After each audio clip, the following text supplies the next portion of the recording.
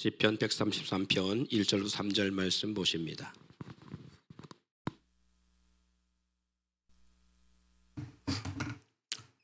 봉독 결례드립니다. 보라, 형제가 연합하여 동거함이 어찌 그리 선하고 아름다운고, 머리에 있는 보배로운 기름이 수염 곧 아론의 수염에 흘러서 그의 옷깃까지 내림 같고, 헐몬의 이슬이 시온의 산들의 내림 같도다. 거기서 여호와께서 복을 명하셨나니 곧 영생이로다. 아멘.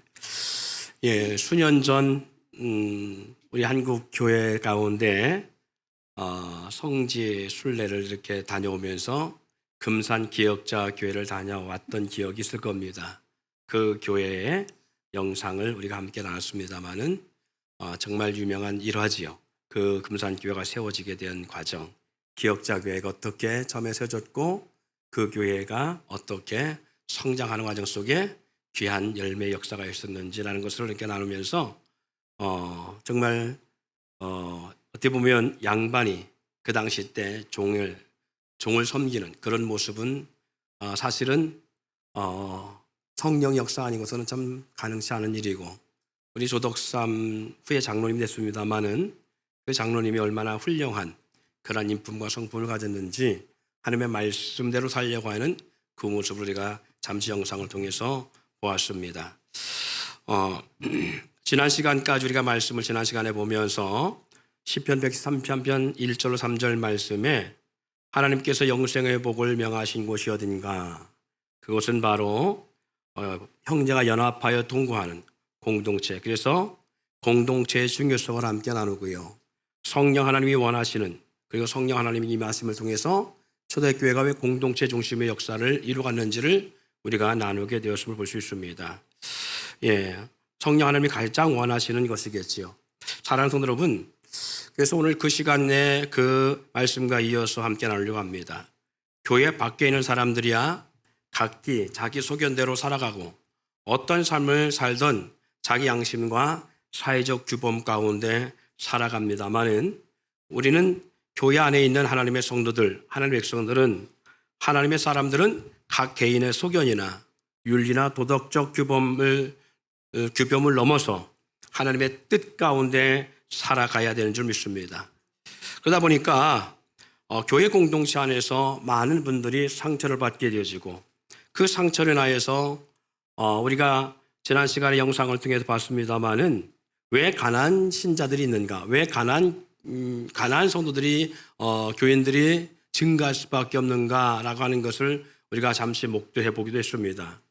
예, 왜 교회 공동체에 속하지 아니하고 개인 신앙으로 돌아가는가라는 부분들이죠. 그것을 그 중에 하나가 교회에 대한 어떤 상처, 교회에 대한 부정적 시각, 교회에 대한 좋지 않은 인상들, 또 그런가 하면 개인 중심적 삶, 예전 같으면 가정에서부터 공동체였잖아요. 많은 대가족 그룹에 살다 보니까 서로 양보하는 것, 서로 이해하는 것, 배려하는 것, 그리고 이런 것들을 나눴다면, 대부분 요즘 젊은 세대들은 개인주의 삶으로 살아가지요.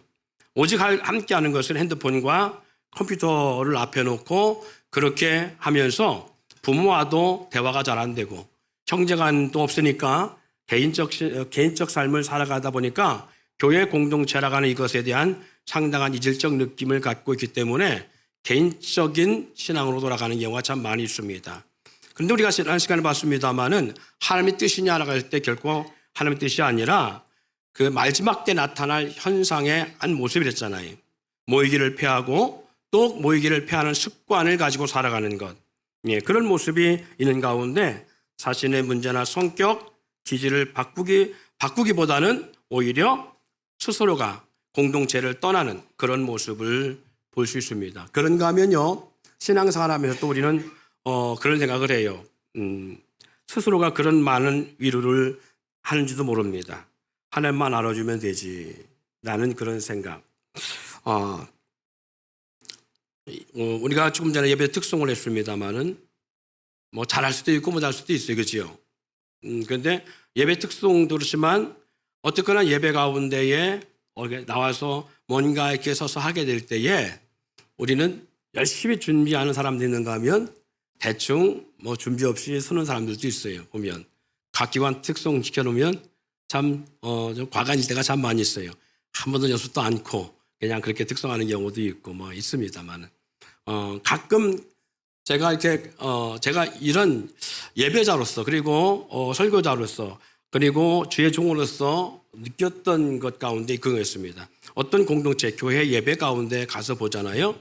그러면 우리처럼 이렇게 단아한 모습으로 특송하는 것이 아니라 막 현란한 궁중의상 같은 것 아니면 약간 무당 비슷한 스럽게 막 옷을 입고 그럼 앞에서 막 무대를 누비는 분들도 있어요. 막 부채춤부터 시작해서 막 그리고 현란해. 아니 죄송합니다. 제가 좀 교회에 대한 그런 부정적 제가 받았던 시각들을 제가 말씀을 먼저 드릴게요. 좀 미리미리 준비하고 있다 나오면 얼마나 좋습니까, 그죠? 그런데 준비하지 않고 있다가 이렇게 막 시간 자꾸 잡아먹는 거 있잖아요. 막 특송에 줬으면 미리 준비하고 있다가 와서 딱 사갖고 시간을 오버하지 않고 딱 하면 얼마나 좋아요. 그런데 막 준비하는데 막 그때서 막 가지러 가고 막 그때서야 막 챙겨갖고 와갖고 준비하는데 5분 까먹어. 분위기가 완전 이상하게 막 흘러가요.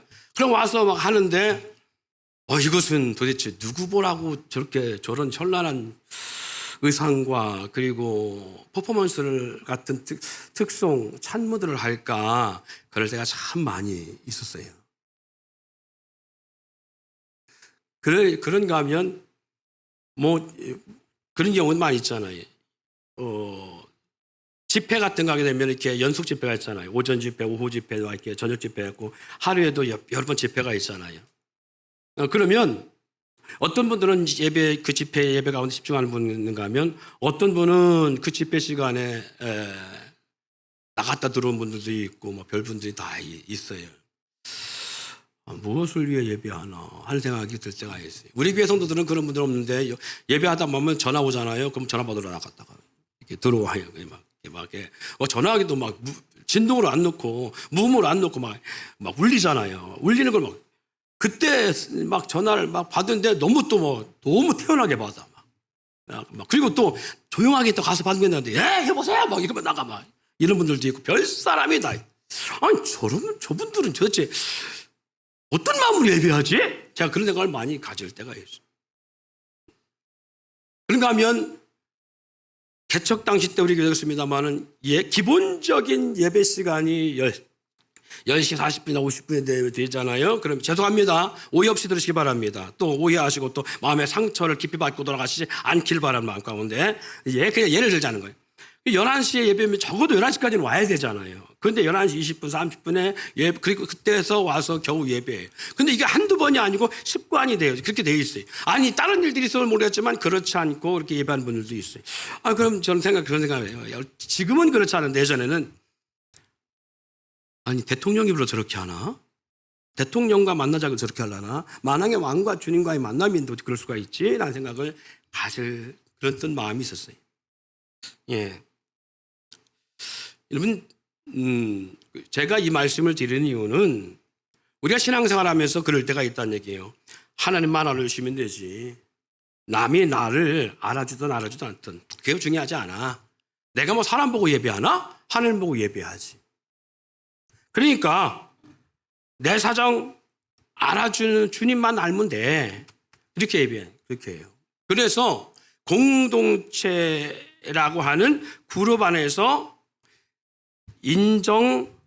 인정받아야 되는 것에 대한 중요성을 모르는 경우들이 많고 그렇게 그런 생각과 마음으로 이 공동체 생활을 하시는 분들이 참 많아요. 사람과 사람 사이 부딪히며 상처받으며 내가 여기서 이렇게 씨름하며 함께 해야 돼? 라고 하는 생각 속에서 나홀로 안 나가 신앙, 가난한 신자로 그렇게 살아가는 분들도 있습니다. 저 또한도 그런 생각을 안 했던 경험이 없는 게 아니에요. 하나님만 알아주면 되지. 하나님과 나 사이의 신앙생활만 바르면 되지. 굳이 내가 사람들 가운데, 공동체 가운데 그렇게까지 내가 그렇게 힘쓰고 애써야 되나. 그리고 내가 저들에게 상처받으면서 굳이 내가 이렇게까지 신앙생활 해야 되나? 라고 하는 생각을 안 해보지 않았어요. 특별히 A형들은 더 그렇습니다. 죄송합니다. 혈액형을 논해서 A형들은 더 그래요. A형은 뭐라고요? 소세지라고. 소심하고 세심하고 지랄 맞아서 A형들은 그런 생각을 많이 해요.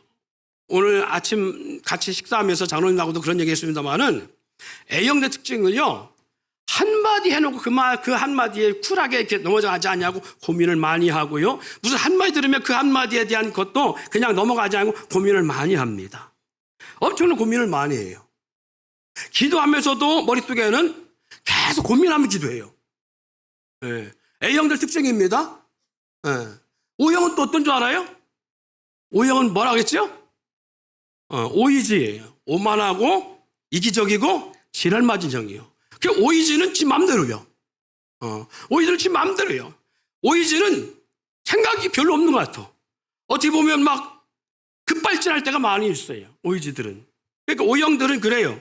그러니까 A형하고 O형하고 같이 여행을 가잖아요. 그러면 A형은 그냥 바로 여행 못 갑니다. 일주일 전부터 여행지 짜야 돼요. 전부 다. 그리고 그곳에 맛집이 뭐 있나, 그 잠자리는 어떤가, 차는 뭐를 타고 가야 되나, 어떻게 가야 되나, 그리고 어디서 어떻게 해야 되나, 다 일일이 여행 계획 나름대로 짜고 준비하고 뭐 입고 가야 될지부터 3일 전부터 옷 챙기고, 그리고 뭐 이런 거 다 챙겨요. 다 챙기고 갑자기 못 갑니다. 근데 O형들은 어떻게 하냐면 마음에 딱 오잖아요. 갑시다. 근데 못 가. 그러니까 준비 없이 가. 가면 아무것도 없어.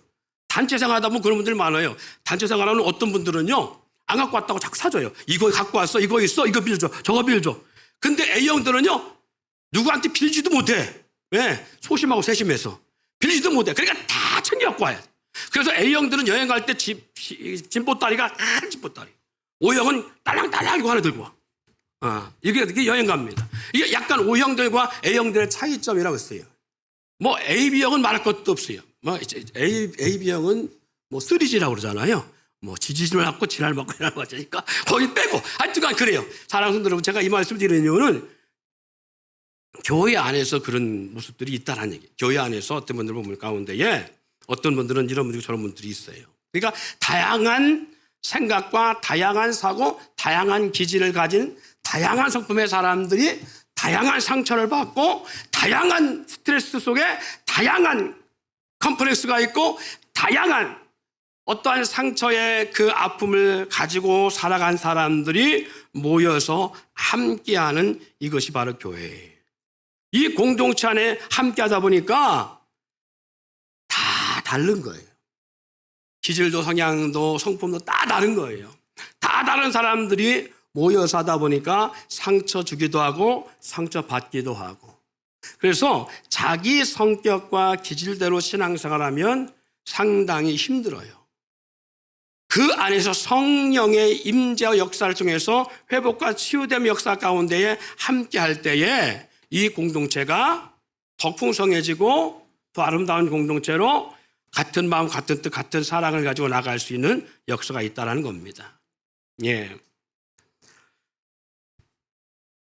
세상 사람들은요, 세상 사람들은 뭔가를 하려고 할 때, 우리가 여러분 TV를 보면 예를 들어서 뭐 가요대잔치라든가 요즘 많이 나오는 그런 프로그램 있잖아요.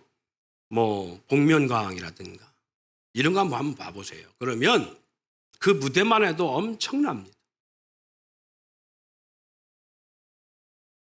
그 무대만 해도, 무대 장식만 해도, 제가 대외적인 영상 일을 하다 보니까 그 무대 뒤에 백그라운드로 설치되어 있는 LED 전광판의 어떤 그 무대를 만들어내는 거잖아요. 전광판 설치만 해도 몇 천에서 몇 억 되어집니다. 어마어마한 돈이 들어가요. 거기에 무대 시설 비용 뿐만 아니라 영상, 음향 장비 수천만 원, 수억이 들어가요. 그 한 무대를 장식하기 위해서. 뿐만 아니라 방청객 모시는 것도 만만치 않겠지요. 뿐만 아니라 무대에 서는 주인공인 그러한 출연자 또한도 그냥 오진 않아요. 새벽부터 아니 며칠 전부터 그 영상에 자기 모습을 잘 나오게 하기 위해서 다이어트를 하고 먹지도 않고 뭐 등등 해가면서 준비합니다. 예. 그리고 엄청난 노력을 하겠지요. 노래를 한 사람이면 노래를 위한 준비가 많은 시간이 있어요. 그 노래를 하기 위해서 이왕이면 내가 부른 노래가 많은 청중들과 영상을 통해서 시청자들에게 감동을 주기 위한 엄청난 노력을 아끼지 않고, 그리고 그 무대에 서기까지도 새벽부터 치장을 하기에 그렇게 몇 시간씩 투자를 할 거예요. 의상은 물론 하고 모든 것들 마찬가지입니다. 그리고 리허설 갖고요. 그리고 무대에 섭니다. 예. 한 번 노래하기 위해서 무대에 섭니다. 어마어마한 물질이 투자되고 엄청난 시간이 투자되면서 그 시간을 향식해요. 근데 그게 다 누구를 위한 거예요?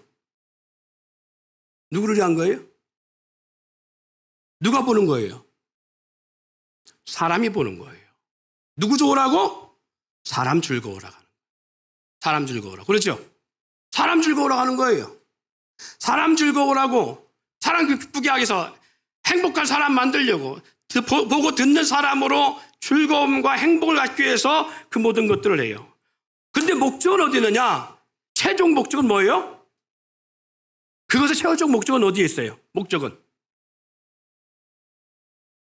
또 아닌 것처럼 여러분들 거룩한 분이라 그런 거라도 이거잖아. 이거잖아요. 돈이 안 된다 하겠어요? 돈 벌러 가는 거예요. 가수는, 출연자는 그로 말미암아 성공적인 히트를 줘서 더 많은 돈을 벌기를 원하고, 방송국은 방송국대로 그렇게 수천억을 들이면서 하는 이유는 돈을 벌게 하는 거예요. 돈 때문에 하는 거예요. 최종 목적은 돈이에요. 그러면 교회는 동일합니다. 교회도요, 예배를 위해서 새벽부터 저녁부터 이렇게 차를 타고 새벽 6시부터 안 돼서 일어나가지고 준비하고 와서 반주를 서기도 하고요. 반주에 서갖고 하잖아요. 그런가 하면 예배를 위해서 원래 교회가 크면 클수록 어떤 그 예배당이 크면 클수록 더 많은 비용과 더 많은 것들을 드리겠지요. 그렇게 해서 비슷하게 방송, 영상, 반주, 그리고 예배 가운데 특송이든 설교자든 뭐든 어쨌든 간에 출연자들이 있을 거 아니에요. 이 모든 것들, 이 많은 물질을 드리는 것, 네, 이왕이면 더 좋은 시설, 이왕이면 더 좋은 쾌적한 환경 속에, 이왕이면 더 나은 그러한 예배를 만들기 위해서 좋은 영상, 좋은 음향 시스템을 가지고 함께 예배합니다. 근데 이 모든 것은 누구를 위하는 거예요? 누구를 위하는 거예요? 정말?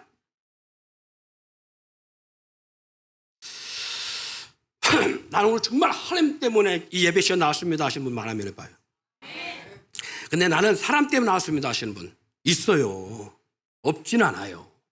사람 때문에. 솔직한 얘기로 하나님 때문에 나오지만 사람 때문에 나오지 않나요? 우리?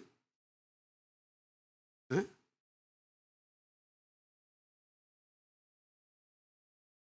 마찬가지라고 생각합니다. 특송이요, 찬양도 마찬가지고 반주도 마찬가지고 사람 들으러 가는 거예요. 그렇지 않나요? 우리가 거룩한 말로 하나님인데 실적으로는 우리 사람이 듣는 거예요. 그렇잖아요. 그런데 여기에 그런 많은 시간과 물질과 뭘 들여가면서 우리가 하는 것은 사람 듣고 사람 기쁘게 하는 거지만 최종 목적은 뭐예요? 하나님 영광을 위한 거예요. 왜? 내가 즐거워야, 내가 기뻐야 내 안에 계신 누가 기뻐하신다? 하나님 기뻐하세요. 안 믿는 사람들은 그들의 기뻐함 속에는 다른 영이 있단 말이에요. 아세요? 안 믿는 사람들 속에는 그들이 기쁘지만 그들과 함께 누가 있느냐 하면 다른 게 있어요. 아세요? 이게 분명해야 됩니다. 이 인지가 분명해야 돼요. 예? 믿지 않는 사람들 속에는 그 속에 다른 영이 있다고요. 그래서 그들의 기뻐함 속에서 투자하는 거고 함께 하는 거예요. 그래서 성경 예수님을 시험했던 사탄이 뭐라고 말하느냐? 내게 절만하면 천하 만국을 보이며 내게 절만하면 이 모든 영광을 내게 주겠다라고 말하고 있는 거예요. 모든 영광을 내게 주겠다 말하고 있는 거예요. 그래서 그들의 목적은 물질이지만 물질을 잡고 있는 뒤에 있는 세계가 뭐냐는 거예요. 물질의 세계를 잡고 있는 그 뒤에 역사는 영이 뭐냐는 거예요. 그 영이 어둠의 영이에요. 같은 사람을 기쁘게 하는 일이지만 그 기쁘게 하는 역사 속에 뒤에 믿지 않는 사람들의 영의 물질을 목적으로 하지만 그 물질을 잡고서 운영하고자 하는 것이 뭐냐라고 할 때에 그것이 안 믿는 사람 속에는 어둠의 영이에요. 그러나 믿는 자들 가운데는 우리가 기뻐하는 일이지만 내가 기뻐할 끝나지 않냐고 우리는 물질이 아니에요. 목적이. 이 예배가 물질을 벌기 위해서 있는 게 아니에요. 나를 창조하시고 나를 지명하시고 나를 부르시고 나를 자녀 삼으시기 위해서 하늘 보좌를 버리시리요 이 땅에 오셔서 내 모든 죄와 내 모든 허물과 나의 모든 것을 내 모든 걸 지옥 갈 수밖에 없는 죄 문제로 그 문제 막 그럴 수밖에 없는 나를 구원하시기 위해서 당시 대신 십자가에 당신이 못 박으시고 우리를 그 가운데 구원하신 그 하나님의 은혜를 위해서 우리는 예배하는 거예요. 그걸 위해 특송하는 거예요. 그것을 위해 반주하는 거예요. 그것을 위해 봉사하는 거예요. 그것을 위해서 우리는 오늘도 점심시간을 위해서 많은 영혼, 그 점심 누가 먹어요? 하나님 먹습니까? 아니잖아요. 초대교회 그랬잖아요. 저들이 날마다 모여 한 게 뭐예요? 함께 모여 기도하고 함께 모여 떡을 떼며 함께 기쁨과 순전한 마음으로 매일 날마다 음식을 같이 나누는데 이게 성령 역사인데 그럼 그 음식을 하나님이 먹습니다. 준비한 걸 누가 먹어요? 하나님 먹어요? 아니 우리가 먹어. 우리가 준비하고 우리가 먹어요. 우리가 먹지만 우리가 그 음식을 함께 나누며 뭐한다? 기뻐하고 서로 교제하고 나누는 거예요. 나눌 때 우리의 목적은 돈이 아니라 뭐가 목적이다? 하나님의 나라와 의를 위해서. 하나님의 나라와 의를 위해서 하는 거예요. 그래서 믿는 사람들은요 오히려 믿지 않는 사람보다 더 뭐냐 더 치밀하고 더 정교하고 더 디테일하고 더 프로다워지고 더 멋져야 됩니다. 내가 많은 사람들에게 잘 보여야 되는 것은 왜 그러냐? 내 안에 계신 하나님이 나로 인하 기쁘게 하시고 저 사람 멋진 사람이야. 저 사람 참 아름다운 사람이야. 저 사람 참 디테일한 사람이야. 저 사람을 우리가 떼내고서는 우리가 뭘 할 수 없어 라고 하는 그렇게 되어지는 거의 목적이 뭐냐 어디 있느냐? 안 믿는 사람들은 자기가 영광받고 그 자기로 영광으로 인하여서 상품화가 되어지고 그로 인하여 돈 벌어서 더 많은 육체적 삶을 썩어질 것을 줄기 위한 목적이 있다면 우리는 그게 아니에요. 우리의 삶의 목적은 그게 아니에요. 내가 더 멋진 사람이 되고 프로적인 사람이 되고 더 아름다운 뷰티풀한 사람이 되어서 내가 영광받는 것 같지만 내 속에 계신 주님이 나로 인해 기뻐하는 역사가 있어야 돼. 어디 가서 내 자녀가 늘 손가락을 짚어. 그리고 이리 채이고 저리 채이고 그렇게 살아가는 모습을 보고 있다면 부모로서 상당히 힘들 거예요. 행복하지 못할 거예요. 그런데 내 자녀가 어디 가서 인정받아. 내 자녀가 어디 가서 사랑받아. 내 자녀가 어디 가든지 멋진 사람이 되어지고 없어서는 안 될 존귀한 사람이 되어서 항상 그 사람을 입방에 오르내려 항상 그 사람을 모든 사람들 입에서 오르내리는 그런 존귀한 사람이 되어서 그러면 그 부모가 봤을 때에 어떻게 했어요? 내 자녀를 인하여서 부모가 기쁠 수밖에 없는 거예요. 자랑하고 싶은 거예요. 그 자녀 앞에서 부모인 것을 피하고 싶은 것이 아니라 내 자녀라고. 내 딸 채원이라고. 내 딸 민경이라고. 이게 자랑하고 싶은 거예요. 할렐루야. 그 부모가 뭘 한 게 아니잖아요. 자녀가 뭘 한 거지. 그런데 그 자녀로 인해 부모가 영광받는 거예요. 우리는요, 이것 때문에 돈을 쓰는 거예요. 이것 때문에 시간을 쓰는 거예요. 할렐루야. 내 하나님이 나를 위하여 영광받으시는 역사를 위해서 이것 때문에 우리는 시간을 드리고요. 이것 때문에 돈을 쓰고요. 이것 때문에 우리는 함께하는 거예요. 이것 때문에. 왜? 하나님이 나에게 준 게 너무 많거든요. 감당할 수 있는 은혜가 있잖아요. 그 엄청난 은혜를 받고서 내가 할 수 있는 게 뭐냐 했을 때 나는 돈을 목적이야. 돈을 벌기 위한 것이 아니라 하나님의 영광, 그분이 영광 받으시고 그로 인하여서 우리가 더 멋진 인생이 되어서 뭐 하려고? 그 사람 멋진 사람, 나 그 사람과 함께하면 너무 행복해. 그 사람이 근데 교회를 다니네. 그러니까 그 사람이 교회를 다니는데 나도 같이 교회를 가고 싶은 거야. 아무개 가정 보니까 너무 행복해. 너무 열심히, 너무 행복하게 아름답게 살아가는. 너무 아름다워 보여. 근데 뭐 잘난 것도 없고, 능력도 있는 것 같지는 않고, 돈을 많이 벌어서 주는 것도 아닌데 불구하고, 항상 저 부부는 행복하고, 부부 사이가 너무 아름답고 존귀한 거예요. 저 부부하고 같이 있으면, 또 저 사람하고 같이 있으면, 뭔가 나도 그 시너지 효과가 있고, 나도 이상하게 거기서부터 받는 뭔가 있어갖고, 나도 기분이 좋아. 그 사람하고 있으면 뭔가 잘 될 것 같아. 그래서, 그 사람과 함께 하다 보니까, 내가 더 돈도 많이 벌어 갔대. 저 사람이 항상 뭘 사주고, 차도 함께 마시라고 그러고, 그리고 뭘 자꾸 주고 그래. 그러니까 뭔가 가치는 자체가 좋은 거예요. 있다 보니까, 저 친구가 교회를 나가는 친구고, 저 가정이 교회를 나가는 가정이다 보니까, 나도 교회를 가고 싶은 거예요. 왜 저렇게 행복한가? 하나님 믿으면 그렇게 행복한 건가?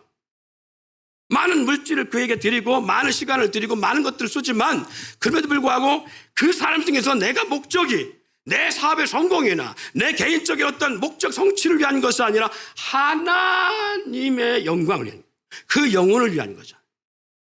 그래서 그 영혼이 구원받는다면 우리는 그것 때문에 우리는 전도를 위해서 한다지만 실제로는 한 영혼을 내 편 만들어서 나와 함께 하나님을 믿는 사람으로, 그리고 하나님을 기쁘시게 하는 영혼으로 만드는 것, 이런 거예요.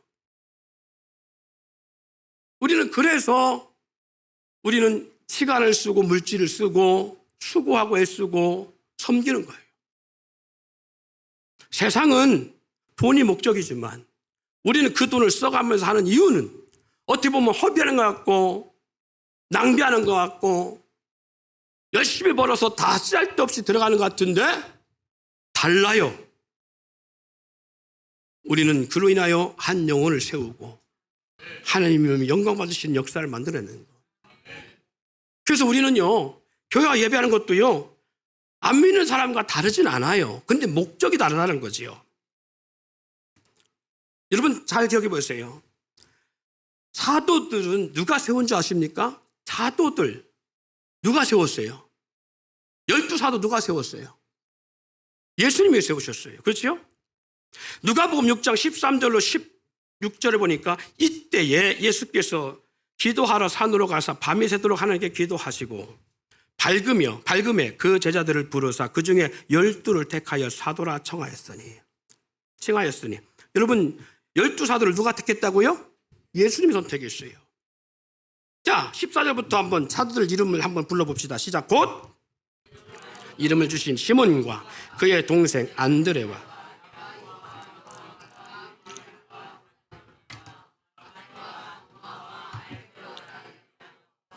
셀롯이라는 시몬과 야고보의 아들 유다와 예수를 팔게 된 유다라. 할렐루야. 다양한 직업군의 다양한 사람들을 선택했어요. 12사도는요, 주님이 선택하고 주님이 세우셨습니다. 이 중에 많은 직업군이 있다면 어부였어요. 그리고 세리였어요. 평범한 사람들, 그들이 주님의 사도가 됐어요. 왜 주님께서 이런 사람들을 선택했을까? 그 주님만이 아시겠죠. 그렇죠? 주님이 아셨으니까 주님만이 아시겠지요. 근데 제가 추론하건데 주님이 왜 그랬을까? 주님은 왜 좀 능력 있는 사람, 제가 가끔 그런 생각을 해요. 여러분 가운데 그런 분들 있을 겁니다. 나 같은 사람을 주님께서 장로 세웠을까? 왜 나 같은 사람을, 저도 마찬가지요. 왜 나 같은 사람을 목사 세웠을까? 좀 더 능력 있는 사람을 세우지. 마찬가지. 유능한 사람을 목사로 세우면 얼마나 좋겠어요. 근데 하나님 왜 나 같은 사람 목사 세울까? 그럼 그렇게 말할 수 있죠. 지가 하고 싶으니까 했지. 저 안 해. 만약에 제가 하고 싶은 거 한다면 저 목사 안 해요. 이것 좀 힘든 일이 있어요. 내가 우리 큰딸한테 한 얘기가 있잖아. 할 수 있으면 하지 말라고. 노예 가니까 우리 막내한테도 너 언제 안수 받냐? 너 언제 신나가? 이렇게 묻는 사람이, 제가 그 뭐라 해? 그렇게 하지 말라고. 왜 사람들이 왜 그러냐고 막. 당신 아들이나 목사 해보라고. 막 내가 막 뭐라 그래. 3명씩 다 하면 어떡하라고. 네. 이왕이면 둘도 벅찬데. 보니까 이게 목회자가 세상적으로는 어떻게 보면 환경적으로 제일 열악한 환경을 살아요. 물론 대형교회 목회자는 또 안 그럴 수도 있겠어요. 예. 그래서 제가 우리 아들한테, 자녀한테 하나님이 뭔가 역사가 있으면, 부르심 역사가 있으면, 하나님 잠깐만요. 내가 하나님 날 불러서 목사를 시키려고 하신다면 적어도 사택은 35평, 40평짜리 사택 주시고요. 그리고 교회 성도는 적어도 2,000명 이상 목회할 수 있는 그런 목회 환경 주시고요. 건물은 이만한 건물의 사이즈의 교회 주시고요. 그리고 이런 차를 탈 수 있게 해주시고요. 하고 하나님 확실하게 쇼부를 봐라.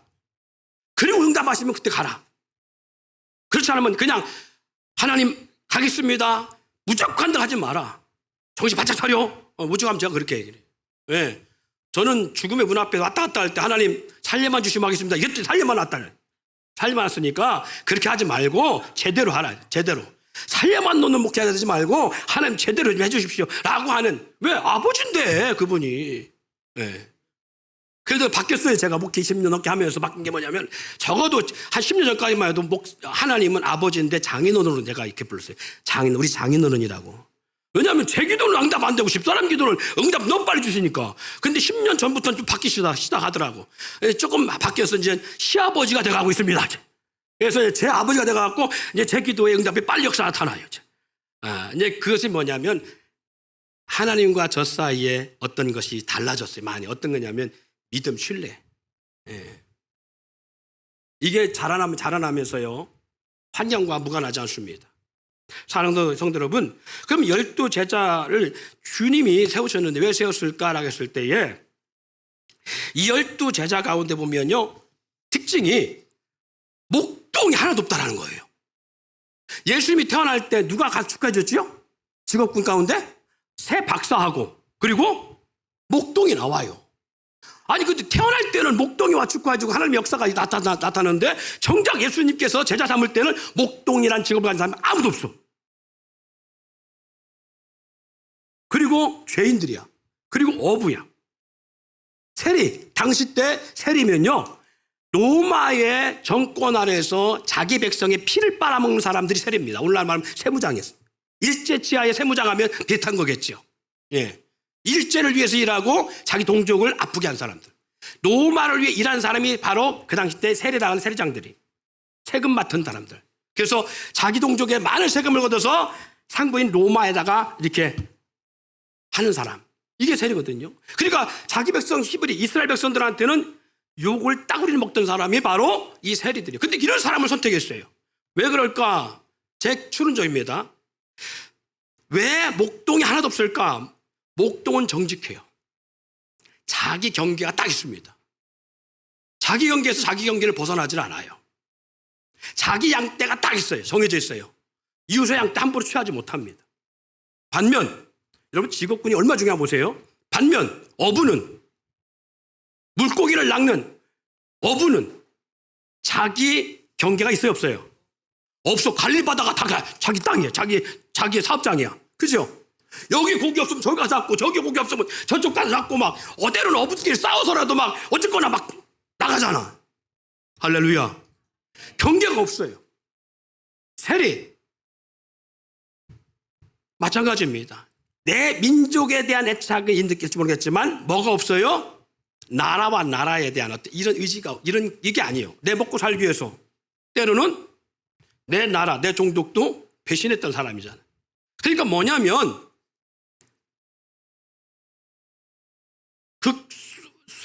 국수적 사고의식이 없다는 얘기예요.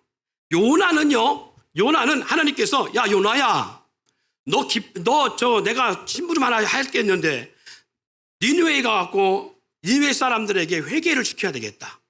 니느웨에게 죄가 나에까지 차올랐어. 내가 그래서 니느웨를 심판하려고 하는데 내가 그들에게 기회를 주려고 그래. 그러니까 너는 가서 니느웨 백성들에게 회개를 시켜라고 합니다.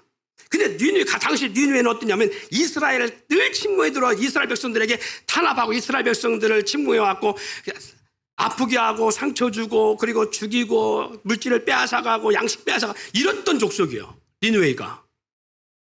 그러니까 오늘 우리나라 비슷한 게 있죠. 그죠? 일본하고 축구하면 반드시 이겨야 되죠. 여러분 안 그런가 봐. 다른 웬만한 나라 축구를 하면 그냥 봐줄 만한데 일반도 지금 용납이 안 되는 게 있잖아, 이게. 뭔가 이 원한이 있잖아요. 이게 국소식이거든요.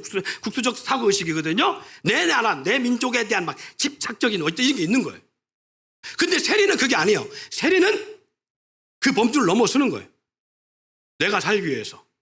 내 민족, 내 백성도 배신하는 그런 어떤 사고가 있는 거잖아요. 그러면 왜 이 세리를 뽑았을까 했을 때에, 주님은 제사 삼을까 했을 때에, 전도에는 뭐가 없어야 된다? 국경이 없어야 된다는 거예요. 전도에는 국경이 없어야 된다는 거예요. 영혼 살리는 일, 복음 전하는 일에는 뭐가 없어야 된다? 이러한 지역 패권이 없어야 된다는 거예요. 국소적 의식이 아니라 대외적 역자를 가지고 경계가 있는 것이 아니라 내 약물이 외에는 관심이 없는 이러한 목동들이나 목자들을 제자 삼으면 이들은요, 전도하러 가는데 한계성이 있습니다. 영혼 구하는데 한계성이 있어요. 갈릴리를 떠나지 못할 거예요. 이 갈릴리 바다 근처를 떠나지 못할 거예요. 그런데 바다에서 고기를 낚는 어부들은 그 바다 전부가 내 사업장인 거예요. 그러니까 뭐가 없다? 경계가 없다. 제가 보는 견해에서 예수님께서 제자들을 왜 이런 제자들을 선택했을까 했을 때에 우리 주님께서는 복음이 땅끝까지 증거돼야 되니까 그래서 이런 사람들을 택하지 않나 싶어요. 할렐루야. 그런데요, 그 중에 12명 가운데 가룟 유다가 예수님을 팔고 그 죄책감에 죽어버리잖아요. 자살해버리잖아요. 자, 그래서 가룟 유다가 없어지니까 12명의 제자야 되는데 몇 명이 됐어요? 11명이 됐잖아요. 그럼 11명이 됐는데 예수님도 없어지 승천에 올라갔어. 11명만 남았잖아요. 그럼 11명 가운데 12명을 채워야 되니까 초대교회가 12명을 채우기 위해서 누구를 사도로 세우죠? 아유, 어떻게 잘 아세요? 마띠아. 그 마띠아를 제자 삼어요. 근데 이 제자 삼는 것은 11명은 누가 세웠다고요? 주님이. 근데 가룟 유다 대신에 세운 마띠아라는 사도는 누가 세웠어요? 그렇지요. 제자들이 세웠어요. 사도들이 세웠단 말이에요. 사도들은 그러면 사람이에요? 신이에요? 사람입니다. 사도들이 제비 뽑아 세운 사람이 마띠아예요. 이것이 바로 사도행전 1장 21절, 26절에 나온 말씀인데요. 뭐라고 말하느냐? 24절에 그들이 기도하여 이르되 뭇 사람의 마음을 아시는 주여 이 두 사람 중에 누가 주님께 택하신 바 되어 봉사와 사도의 직무를 대신할 자인지를 보이시옵소서 라고 말하면서 제비를 뽑아요. 2명 가운데. 그런데 그 제비 가운데 마띠아가 됩니다. 결국 누가 있느냐? 사도들에 의해서, 다시 말해서 사람들에 의해서 세워져요. 사람들에 의해서. 그런데 이 마띠아 또 한 명이 2명을 천거했는데 천거하는 방법이 이전에 말씀 속에 뭐라 나오냐? 이 두 사람은 우리와 함께 주님이 3년 동안 공생할 때 주님과 우리와 함께 동행했던 사람들이다. 이게 이유였어요. 예수님께서 12제자를 세울 때는 예수님이 기준점을 삼아 예수님께서 어떤 기준으로 했는지 모르겠지만 마띠아를 선택할 때는 우리와 함께 했던 자들 중에 할렐루야. 우리와 함께 했던 자들 중에. 그럼 누구 마음에 들어야 된다는 얘기예요? 예? 12사도들의 마음에 들어야죠. 12사도들의 마음에 들어요. 11사도들. 11사도들의 마음에 들었던 사람을 세운 거예요. 뽑아서 제비 뽑은 거예요. 제비 뽑은 결과는 하나님 있지만 2명 가운데 1명이 제비 뽑힌 거잖아요. 그런데 그 2명을 천거할 때는 우리와 함께 했던, 그러니까 12사도들의 마음에 들었던 사람이에요. 여러분, 교회 공동체의 중요성입니다. 누구 마음에 든다고요? 12사도의 공동체 마음에 들어야 되는 거예요. 할렐루야. 11사도들과 함께 했던 사람들이어야 되는 거예요. 그래야 마음을 같이 할 수 있지요. 할렐루야. 자, 사도행전 1장 21절 이렇게 말합니다. 이러므로 요한의 세례로부터 우리 가운데서 올려가신 날까지 주 예수께서 우리 가운데 출입하실 때에 22절에 항상 우리와 함께 다니던 사람 중에 하나를 세워 우리와 함께 함께 다니던 사람 중에 하나를 세워. 그럼 결국 세례 요한이 목이 잘리는 역사, 헤로드로부터 죽임을 받는 역사, 순교당하는 역사, 그리고 예수님의 사역의 역사, 예수님께서 결국 잡히고 십자가 달려 죽으시는 역사, 이걸 다 함께 경험한 사람들 가운데 두 사람을 천거해서 그 중에 마띠아가 되어지는 거예요. 왜? 예수님의 부활을 증거할 사람, 고난과 부활을 목격한 사람 가운데 예수님의 부활을 증거할 사람, 그리고 즉 생사고를 함께한 사람이 기준이 됐다는 것이죠. 여러분, 초대교회 그럼 일곱 지사는 누가 세웠어요? 초대교회 일곱 지사 누가 세워요? 교회 공동체가 세운 거예요. 초대교회 교회 공동체가 세운 거예요. 사람들이 세웠다는 얘기입니다. 그럼 그들의 기준에 맞는 사람을 세웠겠지요. 일곱 집사를 세우는데 보세요. 12사도가 모든 제자를 불러 이르되 우리가 하나님 말씀을 지셔놓고 접대하는 일 일삼는 것이 마땅치 아니하니 사도행전 6장 2절에 말하죠. 그리고 이렇게 말합니다. 5절에 온 무리가 이 말을 기뻐하여 믿음과 성령이 충만한 사람 스데반과 또 빌립과 부르고라 니고노로 디몬 바메나와 유대교에 입교했던 안디옥 사람 니골라를 택하여 사도들 앞에 세우니 사도들이 기도하고 그들에게 안수하니라. 일곱 집사를 세우는 데에 초대교회 공동체가 세웠어요. 그들이 일곱 집사를 선택했어요. 할렐루야. 근데 그들이 선택한 기준이 뭐냐? 그 봤더니 목적이 뭐였어요? 성령이 충만한, 그리고 믿음이 충만한 사람. 그 기준이 뭐예요? 자, 한번 묻습니다. 우리 교회 믿음이 좋은 사람이 누굴까요? 자, 믿음의 기준 정할 수 있어요? 성령이 충만한 사람. 정할 수 있어요? 없어요. 그러면 여러분이 만약에 초대교회 여기에 제자들을 공동체라면 일곱 집사를 세울 때, 우리 교회에서 일곱 집사를 세운다 했을 때에 기준이 뭐가 돼요? 네? 우리 공동체 안에서 그래도 이런 사람이 세워지면 본이 되지 않을까. 이런 사람이 세워지면 우리 공동체에 서로 힘이 되어지고 그리고 결속되는 일에 큰 그러한 견인차를 하지 않을까. 이런 기준이 되겠지요. 그러니까 놀라운 것은요.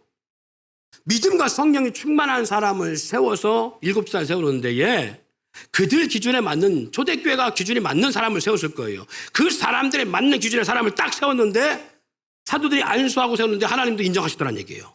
우리 주님도 인정하시고 그들로 하여금 주님이 일곱 집사의 축복을 허락하신다는 거예요.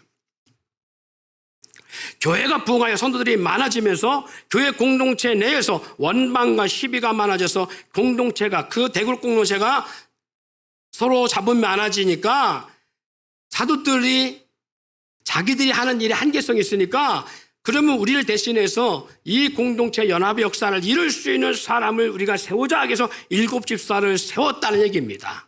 근데 그 세운 사람이 누구냐면 하나님께서 사도들아 내가 일곱 집사를 선택해 주마 이렇게 안 했다는 얘기야. 그 공동체 자체 내에서 뽑았다는 얘기예요. 그리고 하나님은 그걸 받으시더란 얘기예요. 교회 집사와 장로 또한도 교회 공동체가 세우는 것입니다.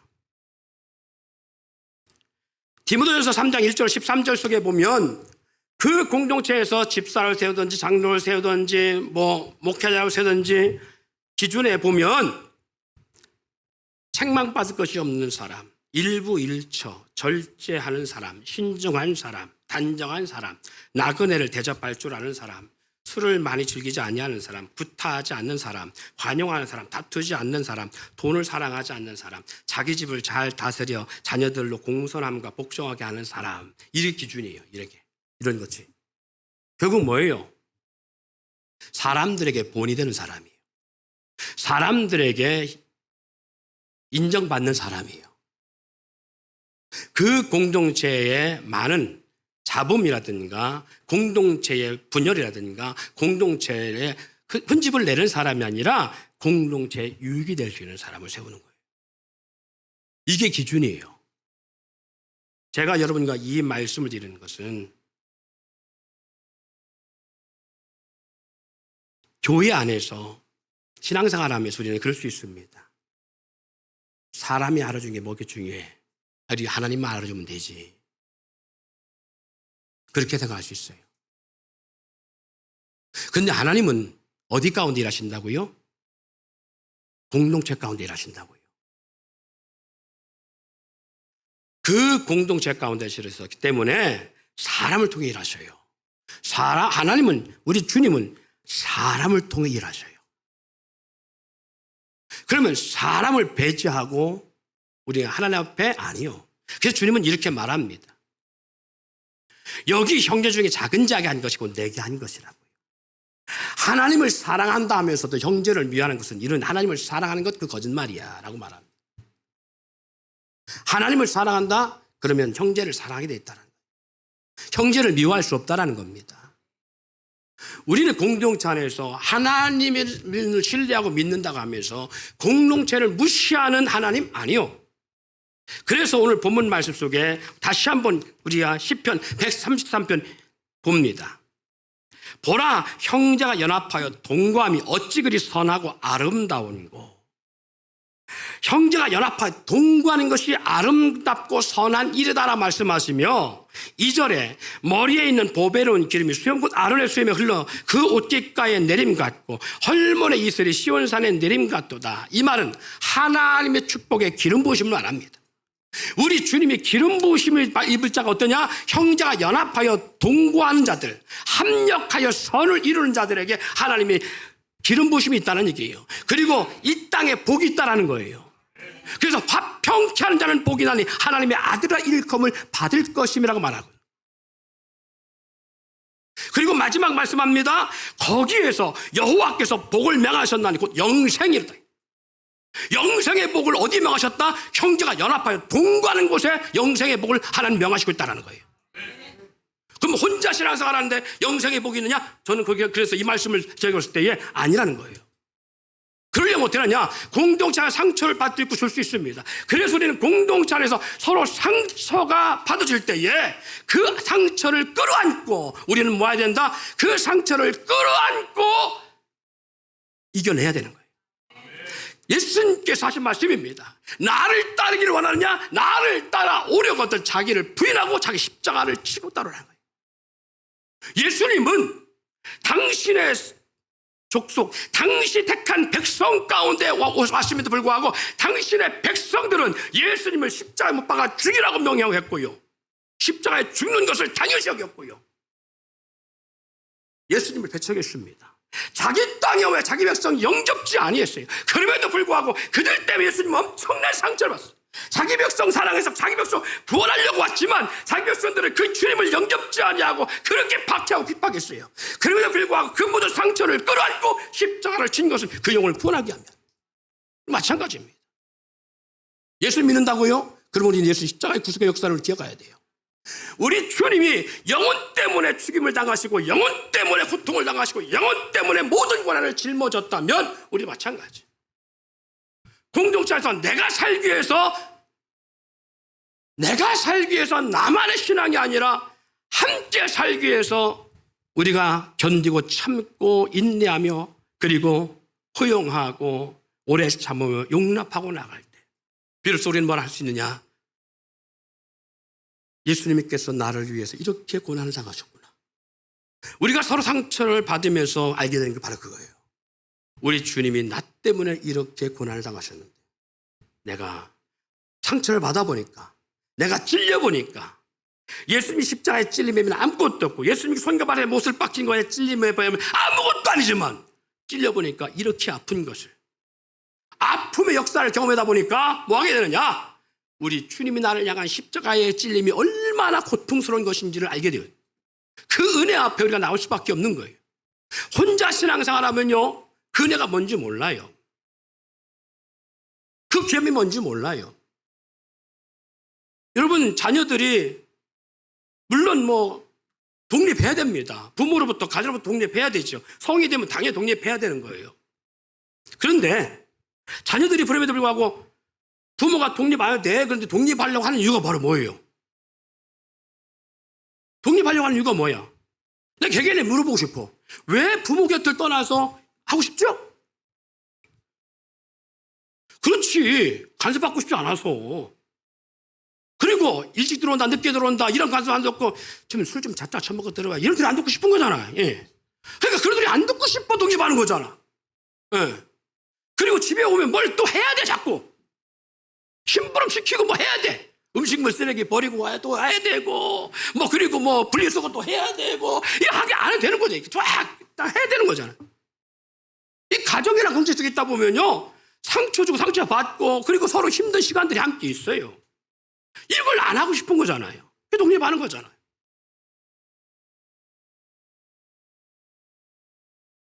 근데 독립하고 나면 편한지는 모르겠지만 가정의 소중함은 몰라요. 가정이 얼마나 소중한지, 가정이 얼마나 귀한 건지. 근데 언제 아느냐? 남자든 여자든 커서 장가가고 시집가서 결혼해서 자식 낳고 살다 보면 알아요. 이게 얼마나 귀한 건지, 얼마나 소중한 건지, 얼마나 아름다운 건지. 때로는 그것 때문에 힘들어요. 아내로서 엄마로서 이른 아침에 일어나서 밥하고 피곤한 저녁 때 같이 일하고 들어와서 저녁에 밥하는 게 얼마나 이게 힘든 건지. 근데 가족이라는 건 사랑스러운 가족을 위해서, 자녀를 위해서 밥을 짓고 하는 것들이 얼마나 귀한 건지. 안 해본 사람 그 귀함을 몰라요. 성경에 그런 말씀이 있죠. 그래서 고난이 내게 유익이라. 어려운 일을 당해봐야 비로소 알아요. 사람이 잘 나가고 평안하고 누리는 삶을 살 때는요, 부모의 사랑, 부모의 은혜가 뭔지 잘 모릅니다. 근데 어려움을 당하고 혼자 살아갈 수 없는 극박한 환경 속에 내 삶에 정말 힘든 삶을 경험하고 나면 그때 알아요. 고향이 그립고 부모님이 얼마나 소중한지. 그래서 남자들이 제일 마음적으로 효도심이 깊어질 때가 언제냐? 군대 가서 겁나게 돌림받을 때. 군대 가서 엄청나게 훈련 세게 받고 진짜 막 입에서 막 개부품 나오고 막 내가 팍팍 나오고 막 죽음 직전까지 막 가는 아픔, 막 그 고통 속에서 막 훈련 받고 났을 때 다 같이 노래 한 발 장전 하고서 부모님 은혜 한 번 딱 부르면 두 눈에 눈물을 쭉. 했었냐, 안 했었냐, 태준아? 훈련소에서. 안 했어? 그럼 해봐야 돼. 그럼 막 눈을 막 흘리면서 막 부모님에 대한 막 그림이 확 와. 그러니까 사회 속에서 막 생고생 엄청 해보고 막 모든 사람들로부터 막 다 버림받고 막 철저히 고난당해보면 그때 알아. 아, 우리 엄마 아빠는 둘째 탕자의 모습처럼 그런 모습이 돌아와요. 그래서 가족의 소중함, 가정의 소중함을 깨달아요. 어려움을 안 당하면 못 깨달아요. 여러분이 하나님과 우리 사이 마찬가지입니다. 이 공동체가 바로 그래요. 하나님 말씀 공동체가. 우리는 이 공동체가 목적이 사람을 위한 것이 아니라 돈을 위한 것이 아니라 하나님의 영광을 위한 것이라. 공동체를 떠나면 이 공동체의 소중함을 몰라요. 근데 떠나서 생고생 개고생하고 그리고 정말 고난의 끝점에 이르면 주님이 함께한 공동체가 얼마나 귀한 건가 그걸 깨달아요. 그래서 우리는 주님을 떠나지 못하는 사람들의 특징을 보면 뭐가 잘 안 풀려야 돼. 주님의 공동체를 떠나서 배회할 때에 뭐가 안 풀리는 사람, 그 사람은 주님이 사랑하는 사람이야. 떠나는데 잘 풀린다. 세상적인 마음도 잘 풀린다. 그 사람은 내가 볼 땐 주님이 조금 덜 사랑하는 사람 같아. 왜? 돌아올 기회를 안 주니까. 그 탕자의 비유를 봐도 아버지 사랑 깨달을 때가 언제냐면 개고생할 때잖아요. 개고생해야 아버지의 은혜와 사랑 알고 아버지 품이 좋다는 걸 알아. 근데 이 개고생을 안 하면 아버지 품이 얼마나 좋은 걸 모르는 거예요. 그게 마찬가지. 그래서 우리 믿음의 사람들 보면요, 잘 나가는 사람이 아니라 힘든 역경의 삶을 살아가는 사람이 그래도 주님 앞에 있어요. 그럴 때 하나님은 마지막에 그에게 주신 게 뭐냐면 복입니다. 욥의 산을 보세요. 욥이 그렇잖아요. 생고생활 엄청난 고난을 겪은 이후에 하나님이 욥에게 배나 축복하신 역사했어요. 사랑하는 여러분, 기억하십시오. 이 공동체가 얼마나 중요한 건지. 이 공동체 가운데 주님이 함께 하십니다. 우리는 내가 사람을 기쁘게 하랴. 그래요. 사람 기쁘게 해야 돼요. 이 공동체 유익이 돼야 돼요. 이 공동체를 통하여 우리는 살아나고 이 공동체를 통해서 우리는 하늘의 복과 땅의 복을 누리고 영원한 생명을 누리는 것입니다. 그러기에 우리는 공동체 안에서 내가 사람을 보고 뭐하래? 하나님 보고 그래요. 하나님이 어디 계시냐는 거죠. 하나님이 믿는 자 속에 역사하심을 잊지 않기를 바랍니다. 여러분들이 가정에 돌아가서도 자녀에게 잘해야 될 이유, 부모에게 잘해야 될 이유, 그것은 바로 그 안에 부모로만 끝난 것이 아니라 자녀로만 끝난 것이 아니라 그 안에 누가 함께 하신다? 주님이 함께 하시기 때문에. 그러기에 우리는 주님 기뻐하신 일을 해야 돼요. 주님 기뻐하신 일은 그 주님이 거한 초소된 그 지체를 기쁘게 할 때 우리 주님이 기뻐하신 일을 삶임을 잊지 않기를 바랍니다.